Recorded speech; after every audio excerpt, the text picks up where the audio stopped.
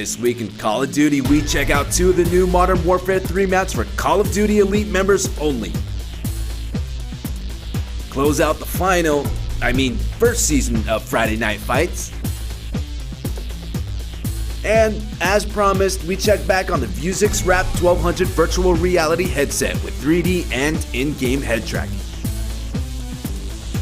Now, for those of you who have upgraded your Call of Duty lifestyle by paying for a Call of Duty Elite membership, here's another excuse to justify that withdrawal from your child's college fund. The first Elite exclusive maps are here.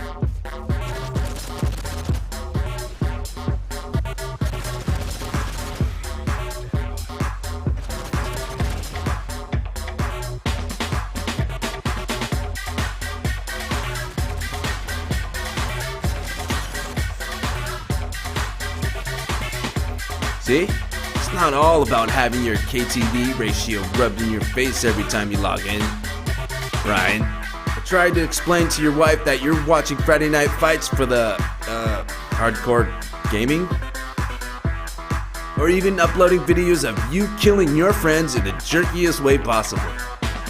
First up, Jay Frechette of Activision and Robert Bowling of Infinity Ward walk us through the 2 new Elite member exclusive maps for Modern Warfare 3. For all of our Xbox Live Premium Elite members, you can download the first 2 maps right now. First is Liberation. So Liberation takes place at militarized Central Park. You know, this is right after the Battle of New York. So what I love about this is it's a very wide open map, very long sight lines, great for snipers, great for the big team games, for domination. Where Piazza, completely different sort of gameplay environment, because that map is all about the flanking routes. There's tons of tight corridors that you can use to get around. You're fighting up this mountainside. So as you're fighting up that way, you need to be watching which routes they're using to get behind you. Are they coming up the middle? Are they coming up the ride? Are they staying in the brewery area? So you need to really, focus on that and use anything you can. Make sure you have UAVs up in the air. That's a great map to pull out Assassin on, and definitely, your SMG, your close quarters classes. It's a map I really want to play Kill Confirmed on. Now, we've missed a few episodes of Friday Night Fights this month, so let's get caught up. Big Timer is the captain for Team Optic. This team won the 2011 Call of Duty XP event and is known as one of the best pro gamer teams in the world. Big Timer's primary weapon is an ACR 6.8 and his playing style is camper. For Team Obey, the team captain is Breezy. This team has also won its fair share of tournaments and is looking to dethrone the XP champs. Breezy will also be playing with an ACR 6.8, but his playing style is objective. All right, so you guys got to play the map a little bit. What are you feeling as far as strategy? Basically, Kill Confirm requires you to stay with your team because of the dog tags, team-based game. It provides a whole new element to the game with that whole baiting, stuff like that, sending somebody in the middle of the map, so hopefully 2 people try and run for it and then you just get them both and you're up 2. This was definitely our worst game type at XP. We only dropped 3 maps the entire tournament, and 2 of them were Kill Confirmed. 2 maps? 3? Well, they were both Kill Confirmed either way, so we need to play this one smart if we want to beat Obey. Along with Nate shot, Team Optic Sniper spots a couple from Obey, tries to pull off a quick scope but misses. Oh, but connects on the second one. He jumps for the tag, but gets taken out. Nate shot, you can't snipe. Bitch, you got an automatic gun. We're on board with Bert for Team Optic. It's policemen versus firemen. This is an age-old rivalry, man. No one really likes cops, but firefighters are all heroes. When the cops come, the party shuts down. When the firemen get there, the party starts, baby. They get the finger and they get the weight. Cops, they don't work well as a team. Let's go, baby. It's time for some payback. Oh, no. It's New York versus Boston in an East Coast battle you won't want to miss. Oh my God, that's too easy. Yo, get the tag. This is easy, son. This is way too easy. Behind the back. Come on, guys, what you got? Uh-oh. And Season 1 is done.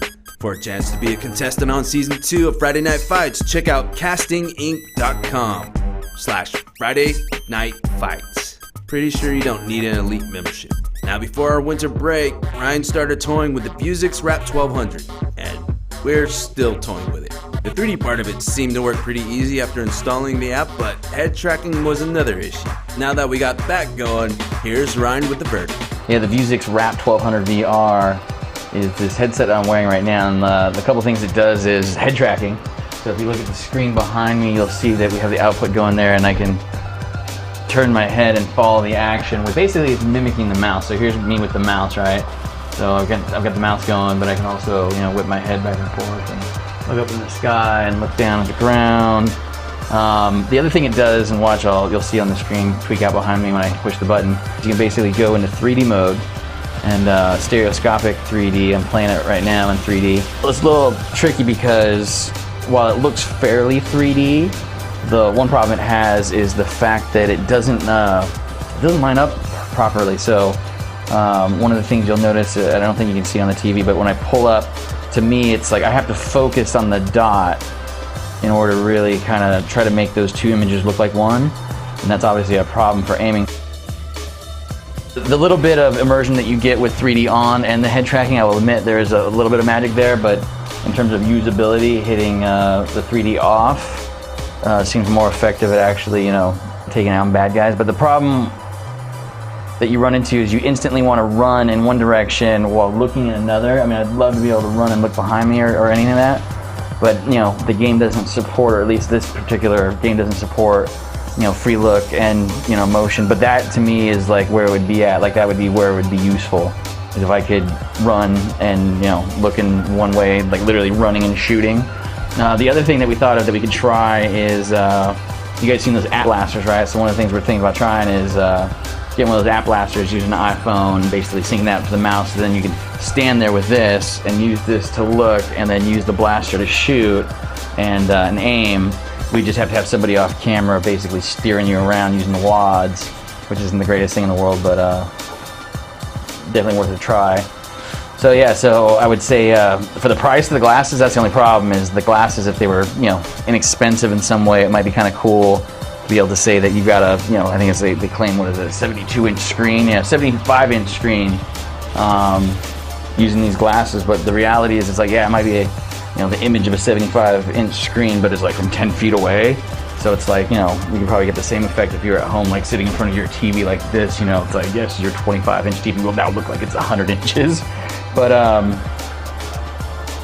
it's definitely neat. I mean, you know, for anybody that's been way into the idea of virtual reality or this technology becoming useful, it's like, you know, every so often we see something like these that come along, and like they got some good ideas to them, and they work kind of okay, but nothing yet so far that has solved the answer of having a holodeck in your house. But yeah, definitely something interesting we thought you guys would look at. The $600 price tag, though, the Vuzix Wrap 1200 VR is definitely not an item that we're telling you to go out and try and buy. Until next time, arrivederci, bitches. Nut up, join up, elite.